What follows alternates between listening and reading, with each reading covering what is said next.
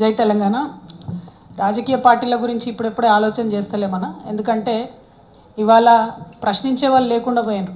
ప్రతిపక్షమైనా నిద్రపోతున్నటువంటి పరిస్థితి, పాలకపక్షమైనా నిద్రపోతున్నటువంటి పరిస్థితి.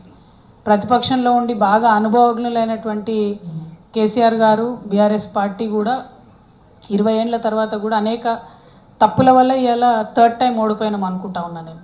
అందులో ప్రత్యేకించి ఈ జిల్లాకు సంబంధించి తుమ్మల నాగేశ్వరరావు గారు లాంటి ఎఫెక్టివ్ లీడర్ని వదులుకోవడం వల్లనే మూడోసారి అధికారంలోకి రాలేకపోయినామని చెప్పి నేను బలంగా నమ్ముతా ఉన్నా. ఎందుకంటే ఎప్పుడైతే తుమ్మల నాగేశ్వరరావు గారు బయటకు వెళ్ళిపోయినారో ఆ తర్వాత రాష్ట్రంలో వాతావరణం బిల్డ్ అయిపోయింది. వారిని వదులుకున్నది బీఆర్ఎస్ పార్టీ. సో అంత అనుభవజ్ఞులే అన్ని తప్పులు చేసిండ్రు. సో నేను పార్టీ పెట్టాలంటే చాలా ఇంకా నేర్చుకోవాలి, ప్రజల దగ్గరికి వెళ్ళాలి, ప్రజా సమస్యలు గుర్తించాలి, ప్రతి జిల్లాకు తిరగాలి. అంతకుముందు నన్ను నిజామాబాద్లోనే కట్టేసిర్రు. సో నిజామాబాద్లోంచి ఇప్పుడు నేను బయటకు వచ్చి ఒక్కొక్క జిల్లాకు వచ్చి అందరినీ మళ్ళీ కలుస్తున్నా. మా జాగృతిని మళ్ళీ నిర్మించుకుంటున్నాం. జాగృతి క్యాడర్ నిర్మించుకోవడంతో పాటు నేను అక్కడ ఆయా జిల్లాల్లో స్థానికంగా ఉండేటటువంటి సమస్యల మీద అండర్స్టాండింగ్ తెచ్చుకుంటాను.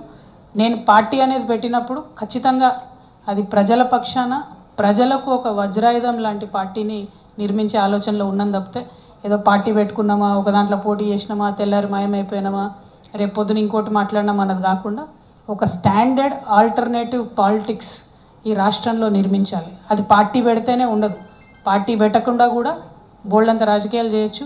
తెలంగాణ జాగృతి పుట్టినప్పటి నుంచి కూడా రాజకీయ అంశాల పట్లనే మాట్లాడుతున్నాం.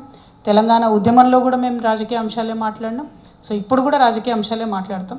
పార్టీ పెట్టేది ఉంటే మంచిగా డంకా బజాయించి హైదరాబాద్లో ప్రెస్ మీట్ పెట్టి మీ అందరికీ చెప్పి పెడతాం. కాకపోతే చాలా ఇంకా నేర్చుకునేది ఉంది, చాలామందిని కలిసేది ఉంది. ఇప్పుడు ఉండేటటువంటి ప్రభుత్వాలు, అది కేంద్ర రాష్ట్ర ప్రభుత్వాల మీద ఒత్తిడి పెంచేది ఉంది కాబట్టి ఆ పనిలో ప్రస్తుతానికి బిజీగా ఉన్నాం. ఆ పని కొనసాగిస్తాం. Thank you.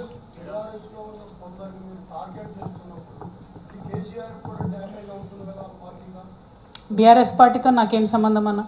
బీఆర్ఎస్ పార్టీలోకి వెళ్ళి నన్ను సస్పెండ్ చేసిండ్రు.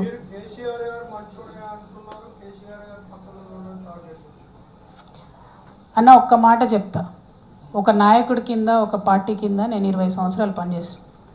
బయటకు వచ్చి ఆ నాయకుడు మంచివాడు కాదని చెప్పే అంత నీచమైన సంస్కృతి ఎవరికి ఉండకూడదు.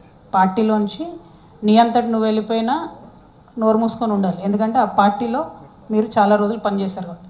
కానీ నా అంతటి నేను రాలే బయటికి, నన్ను బయటకు వేసిర్రు. నన్ను బయటకు వేయడంలో కొంతమంది కుట్ర చేసిర్రు, అది వాస్తవం. సో నా మీద ఎవరైతే కుట్ర చేశారో వాళ్ళ మీద ఖచ్చితంగా నేను మాట్లాడతా కదన్న. అది పాలిటిక్స్ కాదు. పెద్ద నాయకుడు కేసీఆర్ గారు, వారు లేకపోతే తెలంగాణ వచ్చేదే కాదు. వారు వచ్చారు కాబట్టి ఇవాళ ఖమ్మం టౌన్ డెవలప్ అయిందంటే అది 101% కేసీఆర్ గారు చొరవ అని, అది మీకు కూడా తెలుసు. ఖమ్మం టౌన్ ఇవాళ ఎక్కడికి పోయినా అద్భుతంగా హైదరాబాద్లో కనబడుతుంది. వెడల్పు రోడ్లు, పెద్ద బిజినెస్ సెంటర్లు వచ్చినాయంటే కేవలం బీఆర్ఎస్ పాలన వల్లనే వచ్చింది. అది కేసీఆర్ గారు ఆలోచన వల్ల మాత్రమే వచ్చింది. సో కేసీఆర్ గారు నేనేమనట్లే, ఎందుకేమనట్లే, ఆయన ఇట్లాంటి చిన్న చిన్న విషయాలు పట్టించుకోరు. కాకపోతే నన్ను కుట్ర చేసి నా కుటుంబానికి, నా పార్టీకి కాకుండా చేసిన వాళ్ళని డెఫినెట్గా అంటా కదన్న. మీరున్న అంటారు నా ప్లేస్లో, అనరా చెప్పు, నేను మనిషినే కదా. కాబట్టి అంతే తప్పితే అది కూడా నేను ఒకటి మళ్ళీ గుర్తుపెట్టుకోండి అన్న, నేను ఎక్కడ కూడా వితౌట్ ప్రూఫ్ ఎవరి మీద కూడా అలిగేషన్ చేయను. నా జీవితంలో చేయలేదు, చేయను. సో రేపైనా సరే ఎవరి మీద మాట్లాడినా సరే ఖచ్చితంగా ప్రూఫ్తోనే మాట్లాడతాను. ఇప్పుడు నేనేం చెప్పా, తుమ్మల నాగేశ్వరరావు గారు లాంటి పెద్ద నాయకుడిని వదులుకోవడం 101% బీఆర్ఎస్ పార్టీ చేసిన మిస్టేక్. దానివల్ల 2 నష్టాలు జరిగినాయి పార్టీకి. ఒక వాతావరణం ఏర్పడింది రాష్ట్ర వ్యాప్తంగా, ఇది అందరు పెద్ద నాయకులు వెళ్ళిపోతున్నారు అనేటటువంటి. అది కరెక్ట్ కాదు కదా. అంత ఎక్స్పీరియన్స్ ఉన్న వాళ్ళు ఎక్కడ దొరుకుతారు? ఉన్నప్పుడు వాళ్ళని కాపాడుకోగలగాలి. సో ఇప్పుడు నన్ను 20 ఏళ్ళు పనిచేసి నన్ను బయటకు పంపించారు. సో అదే పార్టీలో ఉన్న వాళ్ళు ఆలోచించారు, అన్న వాళ్ళ బిడ్డనే బయటకు పంపించారు, మా సంగతి ఏంది అనుకోరా?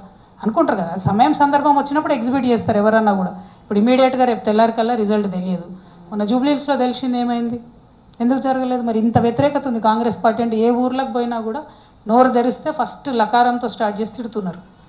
అయినా ఎట్లా గెలుస్తుంది అన్న జూబ్లీహిల్స్లో అన్ని వేల మెజార్టీతో? సో ప్రతిపక్షాలు, BJP utter flop, failure, BRS not up to the mark. కాబట్టి దాన్ని ఇంప్రూవ్ చేసుకోవాలి. ప్రతిపక్షం లేనటువంటి ఏ రాష్ట్రం కూడా బాగుపడలేదు. ఈ దేశంలో కూడా ఇవాళ వెనకడుగేస్తున్నాం మనం. అమెరికా లాంటి దేశాలు ఇష్టం వచ్చినట్టు వీసాలు క్లోజ్ చేయడం పెంచుతున్నాయంటే ఈ దేశంలో ప్రతిపక్షం లేదు కాబట్టి బీజేపీ ఏది చేసినా నడుస్తుంది. కాంగ్రెస్ ప్రతిపక్షంగా దేశంలో ఫెయిల్ అయింది. ఇక్కడ బీఆర్ఎస్, బీజేపీ ఫెయిల్ అయినాయి ప్రతిపక్షంగా. బీహార్లోనేమో ఘోరంగా ఓడిపోతుంది కాంగ్రెస్, ఇక్కడనేమో 25,000 మెజార్టీతో గెలుస్తుంది.